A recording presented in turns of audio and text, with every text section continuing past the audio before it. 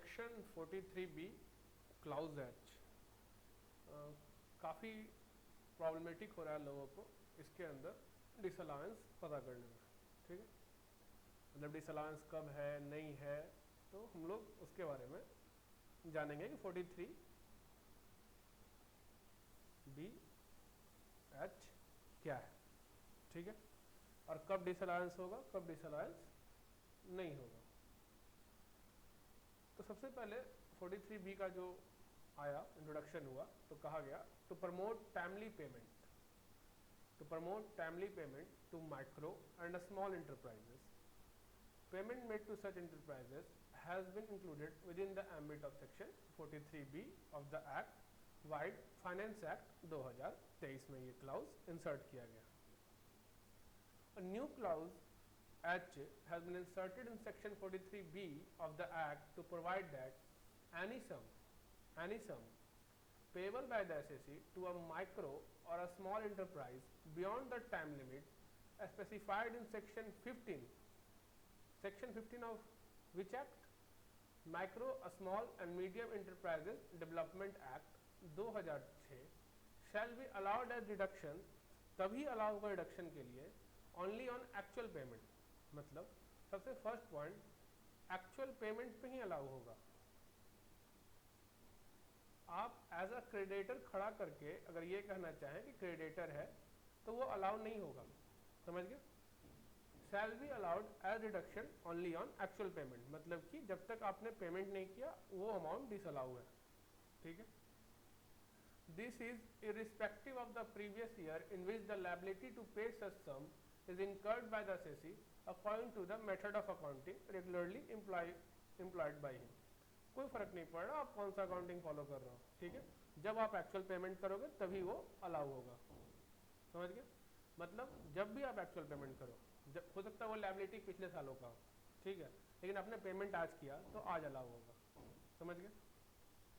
However, लेकिन एक और चीज ऐड किया गया, however it has also been provided that provision to section 43B of the act shall not apply to such payment. The provision to section 43B which extend the time limit for allowance of deduction if actual payment are made up to due date of furnishing the return under section 139(1) would not apply in respect of payment referred to in clause H 43B। कहने का मतलब 43B में basically क्या था, जो ये add नहीं हुआ था उस टाइम तक था कि अगर आप before filing of return of income में due date of filing of return of income के अगर पहले आप पेमेंट कर देते हैं तो आपको वो डिडक्शन अलाउ होता था। लेकिन वो वाला जो क्लाउज है 43B का वो भी यहाँ पर अप्लाई नहीं होगा। तो फर्स्ट थिंग एक्चुअल पेमेंट, समझ गए। सेकंड थिंग वो 109(1) का जो सेक्शन था वो यहाँ पे हटा दिया गया है कि 109(1) का जो ड्यू डेट है वो यहाँ पे अप्लाई नहीं होगा। आप ये नहीं कर सकते, ठीक है, कि ड्यू डेट के पहले मैंने पेमेंट कर दिया तो मुझे अब अलाउ होना चाहिए। समझ में आया? The amendment take effect from 1st April 2024 and will accordingly apply in relation to assessment year 24-25 and subsequent assessment year। तो कब से ये अप्लाई होगा? सिंपल सा चीज है, 2024-25 असेसमेंट ईयर, कहने का मतलब 2023-24 फाइनेंशियल ईयर से ये आपका एप्लीकेबल है। समझ गए? कोई दिक्कत? अब सबसे पहला चीज, MSME है कौन? अब ध्यान रखिएगा, ऊपर हमने क्या देखा, सिर्फ माइक्रो और स्मॉल को कवर किया गया है और कहा गया एक्चुअल पेमेंट पे भी अलाउ होगा और कहा गया beyond the time limit specified in section 15। अब सेक्शन 15 में क्या टाइम लिमिट है वो हम लोग जानेंगे। ठीक है, सेक्शन 15 में क्या टाइम लिमिट दिया गया है? एक्चुअल पेमेंट एक कंडीशन तो था ही, दूसरा कंडीशन भी है, वो क्या है? सेक्शन 15 में, सेक्शन 15 में किसके? MSME डेवलपमेंट एक्ट के सेक्शन 15 में जो टाइम लिमिट दिया गया है उसके अंदर एक्चुअल पेमेंट। समझ गए? तो दो कंडीशन है, पहला कंडीशन आपका एक्चुअल पेमेंट, दूसरा कंडीशन आपका with in the time limit. समझ में आ गया?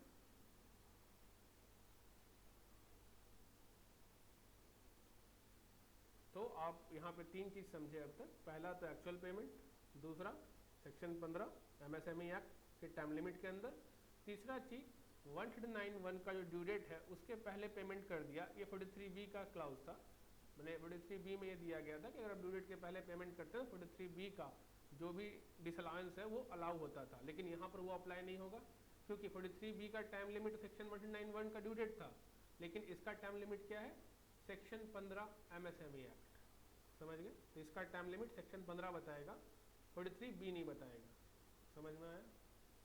अब ये जो चीज़ लाया गया ये सिर्फ माइक्रो और स्मॉल के लिए लाया गया, मीडियम इसमें से बाहर है। मैंने मीडियम को आप पेमेंट कर सकते हैं, कोई दिक्कत नहीं है, लेट कर सकते हैं, टाइम से कर सकते हैं, आउटसाइड टाइम कर सकते हैं, लेकिन माइक्रो और स्मॉल के लिए टाइम लिमिट बताया गया। क्या बताया गया, माइक्रो पहले किसे कहा जाएगा और स्मॉल किसे कहा जाएगा। माइक्रो उसे कहा जाएगा जिसने अपने प्लांट एंड मशीनरी में 1 करोड़ से ज़्यादा का इन्वेस्टमेंट ना किया हो और जिसका लास्ट ईयर का टर्नओवर 5 करोड़ से अधिक ना हो। स्मॉल किसे कहा जाएगा, जिसने अपने प्लांट एंड मशीनरी में 10 करोड़ से ज़्यादा का इन्वेस्टमेंट ना किया हो और उसका turnover last year turnover 50 crore से ज़्यादा ना हो। मीडियम एंटरप्राइजेज इस लिमिट से बाहर है, मतलब इस 43B के डिसअलाउंस से बाहर है, ये ध्यान रखिएगा आप। सिर्फ और सिर्फ माइक्रो और स्मॉल कवर है, समझ गए।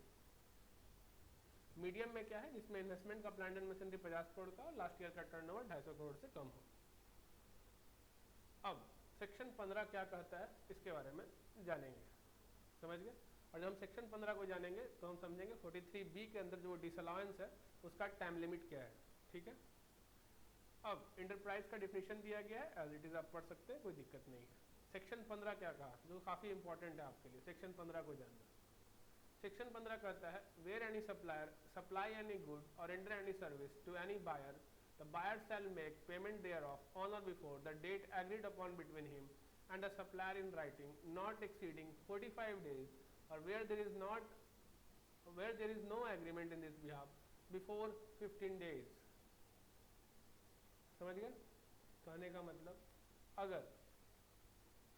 अगर buyer shall make payment therefore on or before the date agreed upon between him and the supplier in writing, अगर कुछ एग्रीमेंट है कि मुझे पेमेंट आपको करना है, अगर वो एग्रीमेंट एग्जिस्ट करता है तो एग्रीमेंट का मैक्सिमम टाइम लिमिट 45 डेज कहा गया है, और अगर एग्रीमेंट नहीं है तो सिर्फ 15 डेज का समय है। तो आपका जो टाइम लिमिट है और डिसअलाउंस है, सेक्शन को ध्यान से देखिएगा, तो फर्स्ट कंडीशन है एक्चुअल पेमेंट, डिसअलाउंस से बचने का एक्चुअल पेमेंट तो होना चाहिए।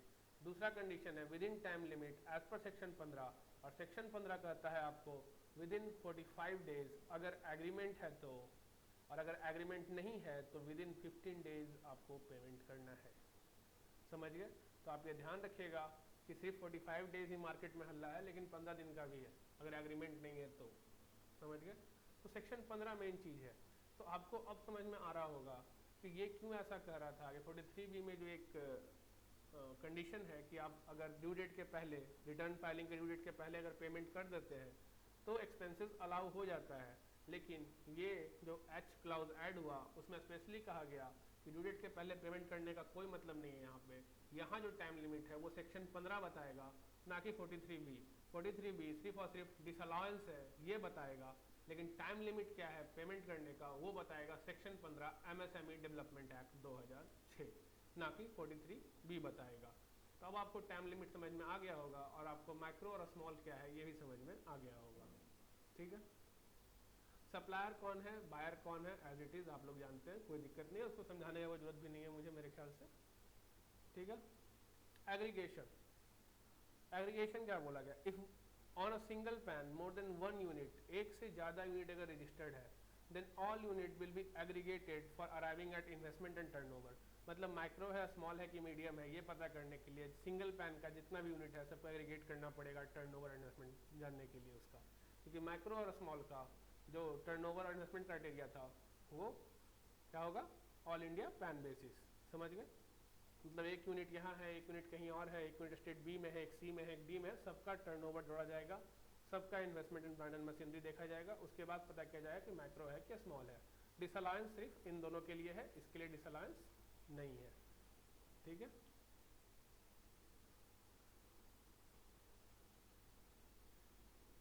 बाकी as it is additional point to be noted है आपका, उसमें कुछ खास आपको जरूरत नहीं पड़ेगा। हाँ, फ्रिक्वेंटली आस्क्ड क्वेश्चन, कब से ये अप्लाई होगा, ठीक है। सबसे पहला चीज़ जो किसी भी इंसान के दिमाग में आता है कि एप्लीकेशन कब से है इस क्लाउज का। तो this amendment is made applicable from assessment year 24-25, कहने का मतलब फाइनेंशियल ईयर 23-24, ठीक है। मतलब इस साल जो आप कर रहे होंगे या टैक्स ऑडिट या रिटर्न भर रहे होंगे, तो इस साल आपका as it is section 43BH applicable था, मतलब आपको ये चेक करना था अगर आप टैक्स ऑडिट कर रहे हैं तो। और अगर आपका नॉर्मल क्लाइंट भी है जिसका टैक्स ऑडिट में कवर नहीं है, फिर भी चेक करना है आपको, तो आपको ध्यान रखना, समझ गए। Whether this amendment can be made applicable for an amount outstanding to micro और small enterprises as on 31/3/23। सबसे मेन सवाल जो आपके दिमाग में आएगा कि जो मेरा पिछले सालों से चला आ रहा आउटस्टैंडिंग है, मैंने पेमेंट नहीं किया, 43BH के एप्लीकेबल होने के पहले कुछ बकाया है, तो क्या उस पर भी ये एप्लीकेबल होगा। तो कहा गया this amendment is not applicable dues outstanding as on 31/3/23। 31/3/23 को कोई भी बकाया था आपका माइक्रो और स्मॉल एंटरप्राइजेस का, तो आपको उसके लिए कोई टेंशन नहीं लेना है, ठीक है, क्योंकि ये सेक्शन अप्लाई हुआ आपका असेसमेंट ईयर 24-25 से, समझ गए।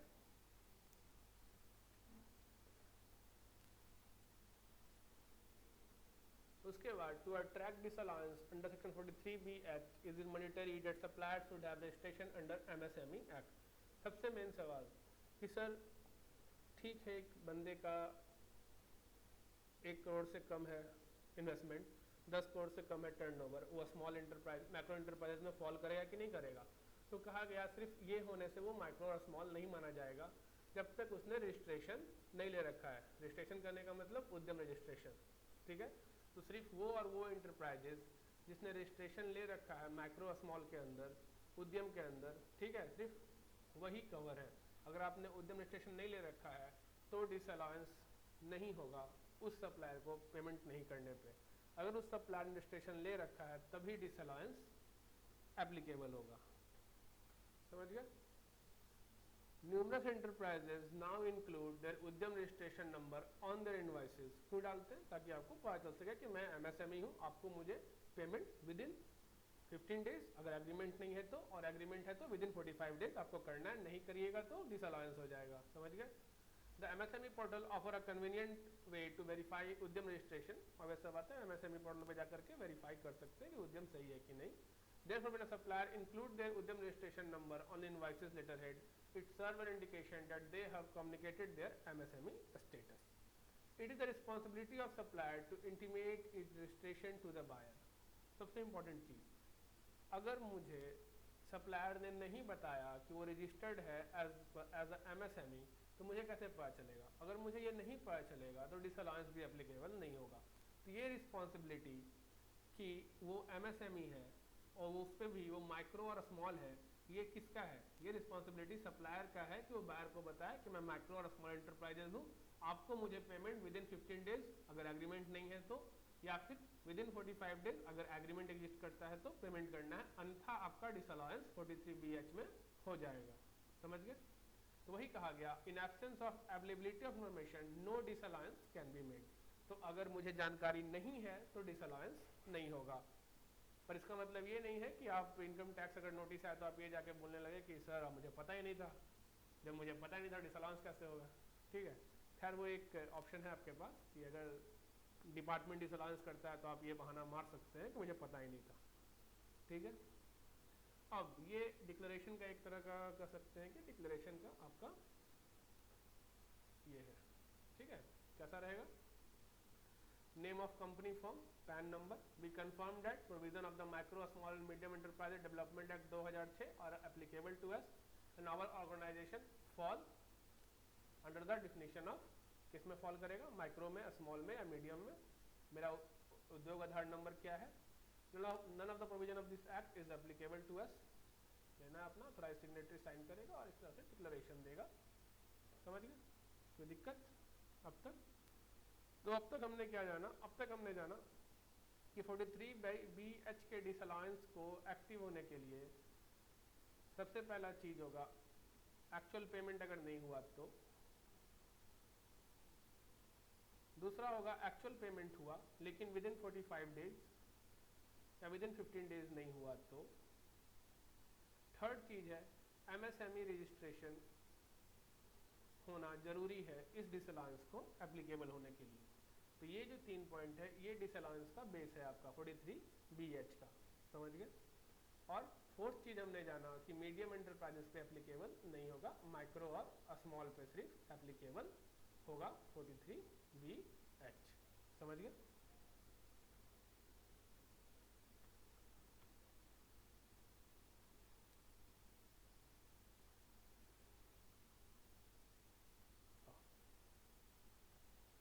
Whether section 43BH is applicable for dues outstanding to trader having MSME registration, ठीक है। Central government wide office memorandum issued on 2/7/2021 has allowed the trader to get registration for उद्यम under the NIC code 45, 46, 47, but for limited purpose. In that OM, it is specifically stated that benefit to retail and wholesale MSMEs are restricted only for priority sector lending. Hence, other benefits available under MSME Act do not apply to trader.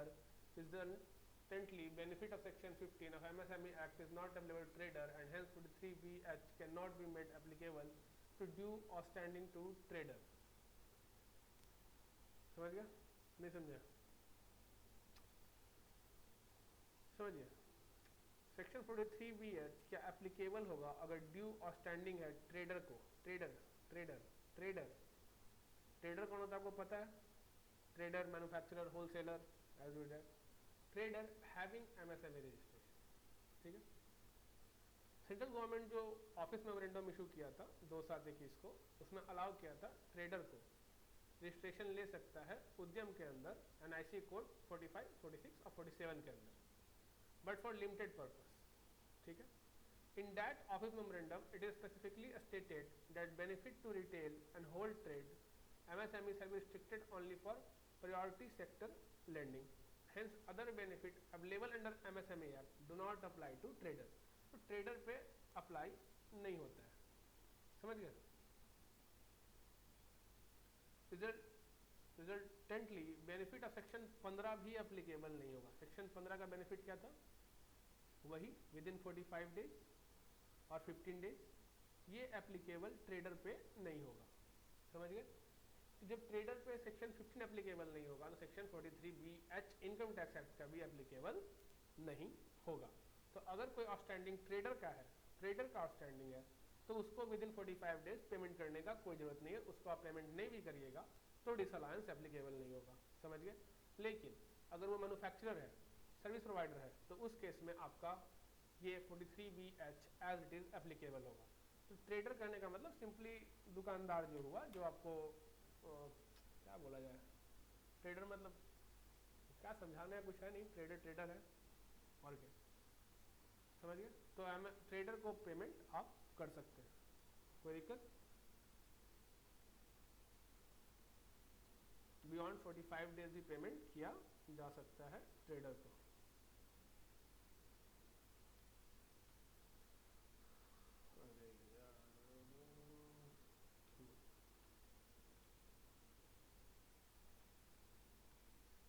अब if a supplier is engaged in both trading as well as manufacturing service, in that situation, उस situation में क्या होगा, ठीक है।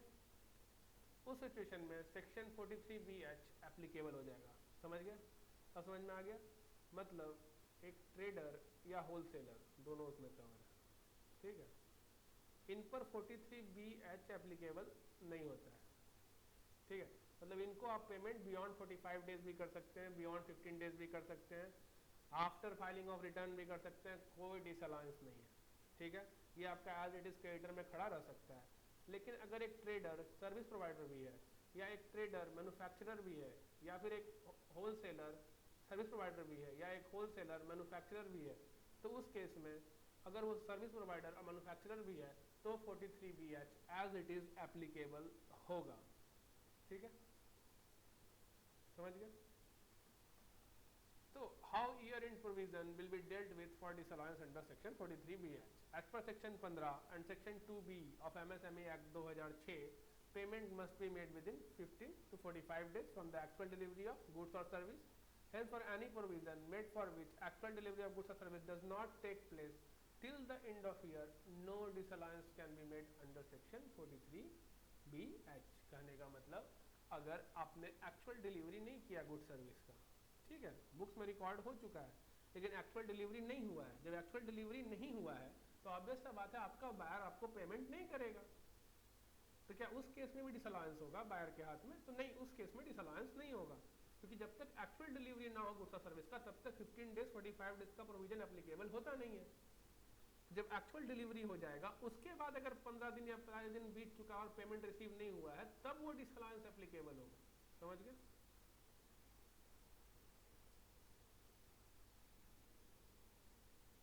What if the buyer makes payment to the supplier after 15 days, 45 days, but before the end of financial year?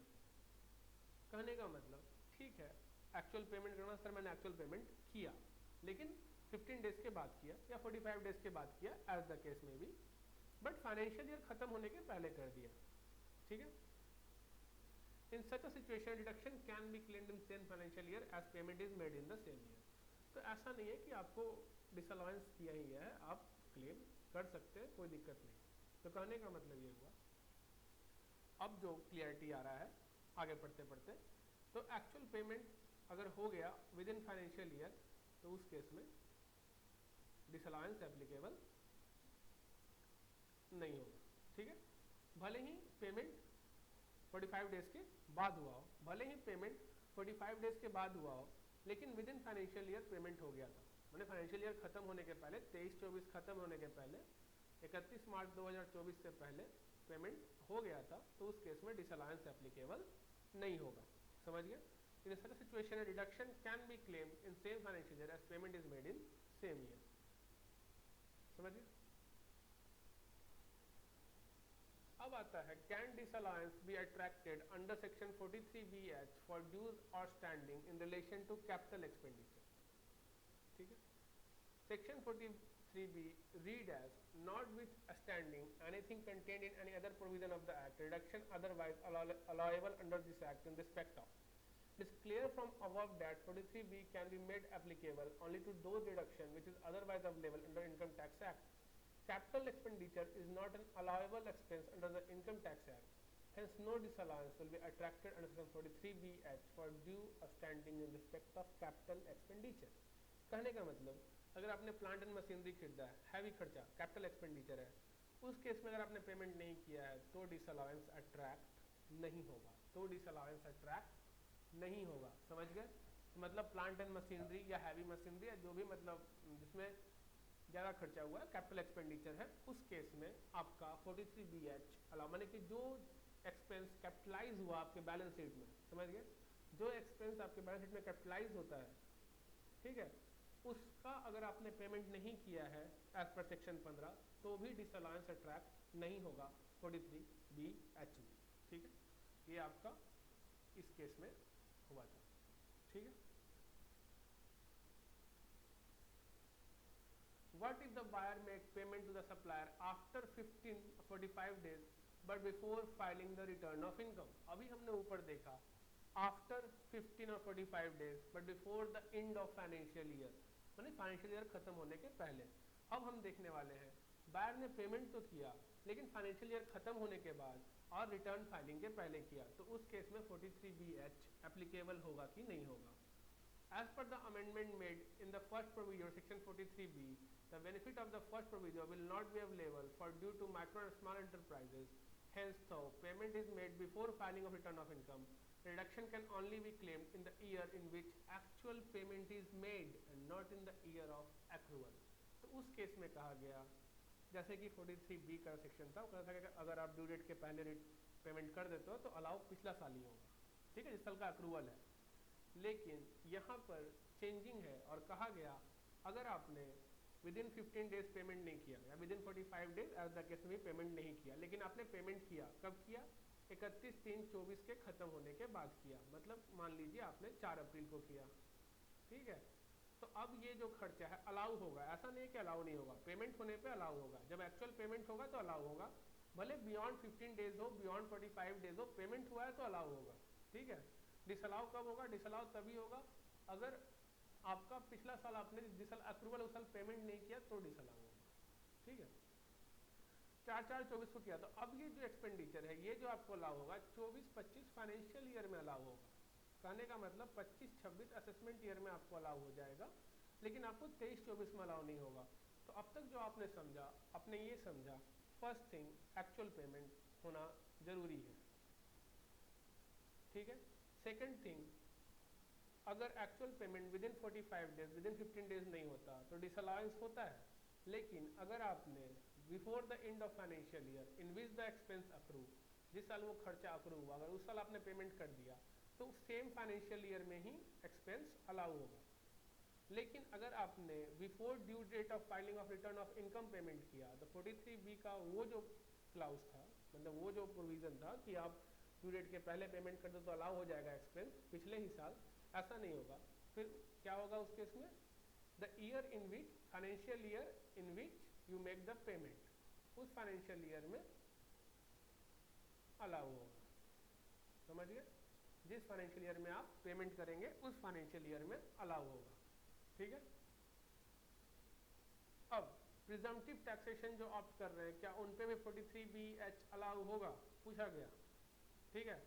तो जो 44AD, ADA और AE और भी सेक्शन है, उसके लिए सिंपली कहा गया कि वो नन ऑब्स्टेंट क्लाउज है, वो स्टार्ट ही होते हैं not with standing anything contain section 28 तो 43C, और 43B कहाँ पे आता है, 43C के पहले। तो ऑब्वियस सा बात है 43BH अप्लाई नहीं होगा किस पर, प्रिजम्पटिव टैक्सेशन वाले SAC पर। समझ गए। Status of expense booked after March 15 where 15 days prior has not expire on 31 March, ठीक है।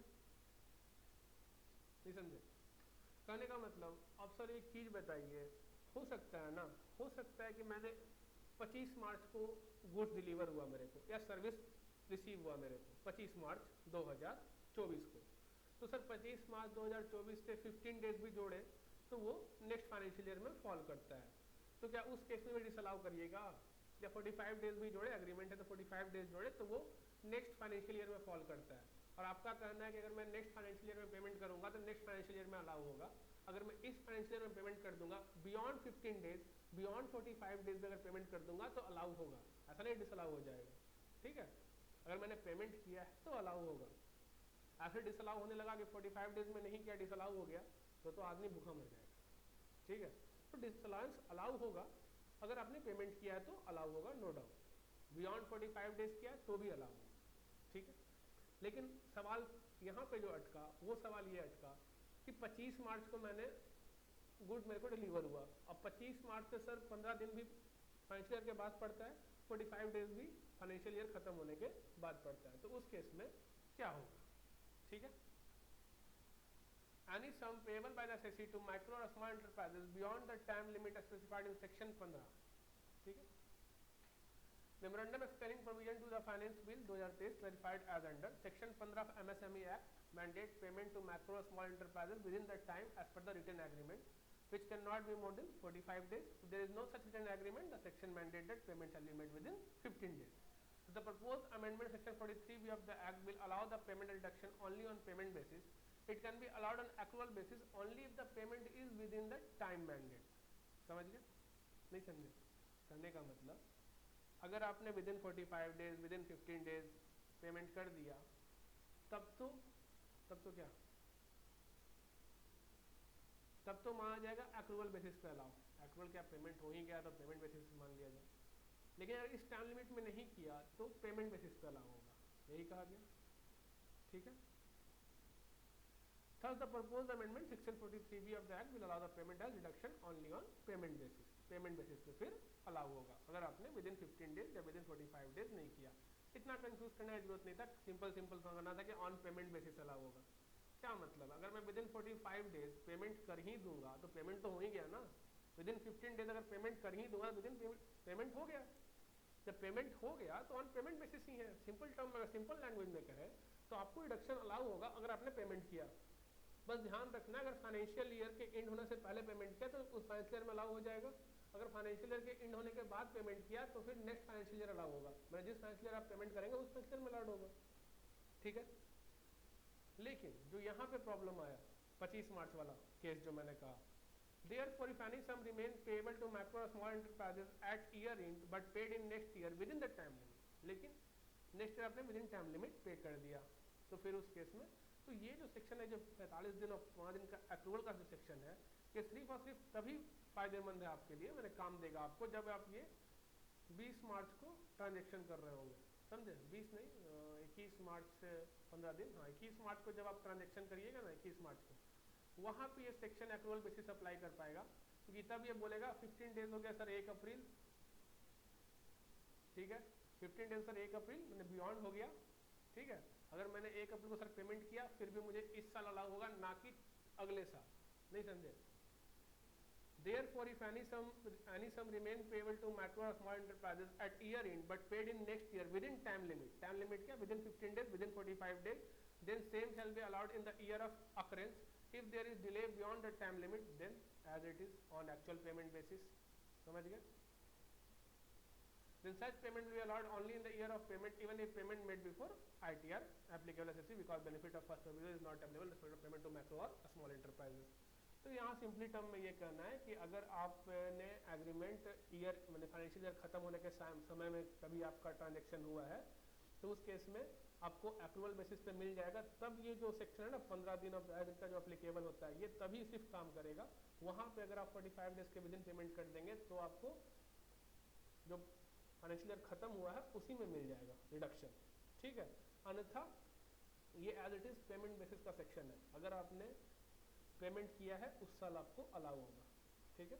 लेकिन यहाँ पर आप पेमेंट नेक्स्ट फाइनेंशियल ईयर करेंगे बट आपको अलाउंस पहले मिल जाएगा, वो भी कब? वही लास्ट डेट पे 21 मार्च 22 मार्च 23 मार्च का ट्रांजेक्शन है वहाँ पे, ठीक है। तो समझ गए? तो यहाँ पर बस एक चीज आया कि यहाँ पे वो 15 डेज 45 डेज आपको काम देगा, जहाँ पे अक्रूवल का पॉइंट आपको काम देगा, अक्रूवल बेसिस पे अलाउ हो जाएगा, ना कि पेमेंट बेसिस पे। कब? अगर आप साल के खत्म होने पे ट्रांजेक्शन आपका हुआ है तो कोई दिक्कत? समझ गए? तो यहाँ पे सिर्फ ऑन पेमेंट बेसिस नहीं, ऑन अक्रूवल बेसिस एप्लीकेबल हो जाएगा with in time limit payment करने पे, समझ गए? विद इन 15 डेज या 45 डेज अगर आपने पेमेंट किया तो ऑन अक्रूवल बेसिस आपको मिल जाएगा। कब? जब आप ये 21 मार्च 22 मार्च 23 मार्च का कोई ट्रांजेक्शन है तो उस केस में। अन्यथा और किसी केस में आपको बस क्या देखना है, एक्चुअल पेमेंट इस साल हुआ कि नहीं। अगर एक्चुअल पेमेंट इस साल हुआ है तो इस साल ही अलाउ होगा, अगर एक्चुअल पेमेंट इस साल नहीं हुआ है, नेक्स्ट फाइनेंशियल ईयर हुआ है तो नेक्स्ट फाइनेंशियल अलाउ होगा।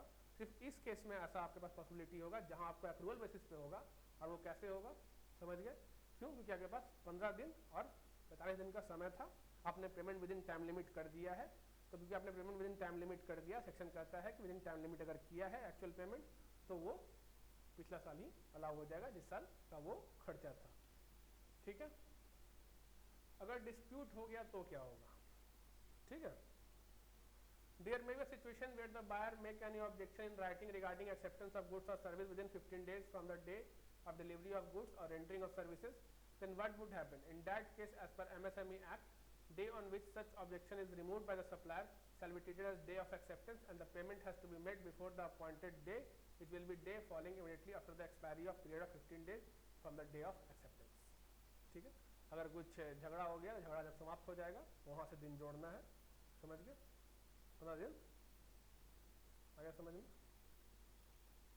What if check paid to supplier remain unpaid? Can I escape disallowance? There may be a situation in SSC issue a check. आपने चेक इशू किया, ठीक है, अब चेक अभी क्लियर नहीं हुआ, साल हो गया खत्म, अब डिसअलाउ हो जाएगा, समझ गए? सप्लायर इन कैश नहीं किया, तो उस केस में ये केस हुआ था high court Punjab and Haryana in case of CIT versus Hindustan Bayer product limited, ठीक है। 43 का डिसअलाउंस आया था, बोला अट्रैक्ट नहीं होगा, ठीक है। कंपनी को लेकिन प्रूफ करना पड़ेगा default of supplier in cashing the cheque through following document, copy of cheque with date of payment, copy of delivery of cheque to supplier, needless to say that the delivery should be within the stipulated time frame. ध्यान देना है कि वो जो delivery आपने check का किया है वो with in 15 days within 45 days हो, ठीक है। तो ये जो भी प्रॉब्लम है साल के अंत पे ही आने वाला प्रॉब्लम है, ठीक है। आपने साल के अंत पे चेक दे दिया, मान लेते हैं 31 मार्च को चेक दे दिया, डिलीवरी हो गया 31 मार्च को उसको, अब इन कैश हुआ नहीं, तो आप मेरा डिसअलाउ कर दीजिएगा सर, नहीं समझे? मेरा डिसअलाउ क्यों करिएगा, मैंने तो चेक दे दिया था सर, उसने इन कैश नहीं किया, ठीक है।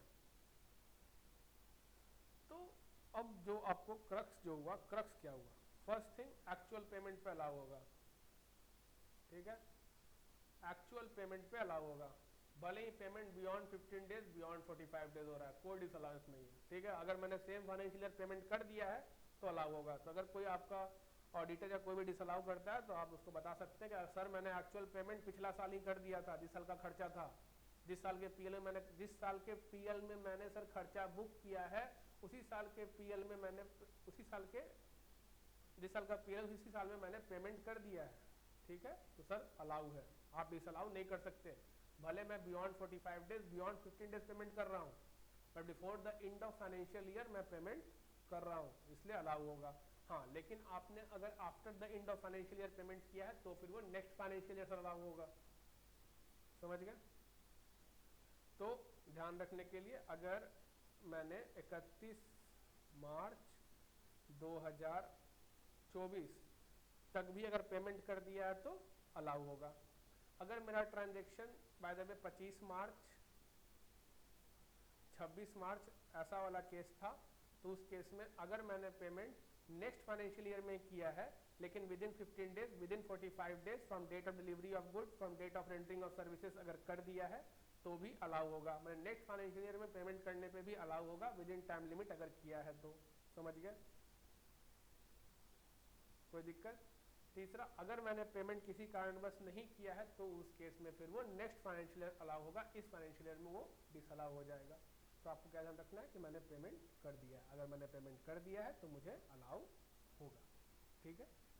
तो क्रक्स के लिए 2023-24 के लिए आप लोग को बोल देता हूँ मैं, अगर आपने 31/3/24 में पेमेंट कर दिया है, लास्टली 31/3/24 में पेमेंट कर दिया है, तो कोई भी डिसअलाउंस 43BH में नहीं होगा, आपको टोटली पूरा का पूरा एक्सपेंस जो है अलाउ होगा, समझ गए। दूसरा, अगर आपके सप्लायर ने आपको नहीं बताया कि वो माइक्रो और स्मॉल इंटरप्राइजेज है, डिक्लेरेशन नहीं दिया है, तो उस केस में भी डिक्लेरेशन अगर नहीं दिया है तो उस केस में भी डिसअलाउंस नहीं होगा, कोई दिक्कत।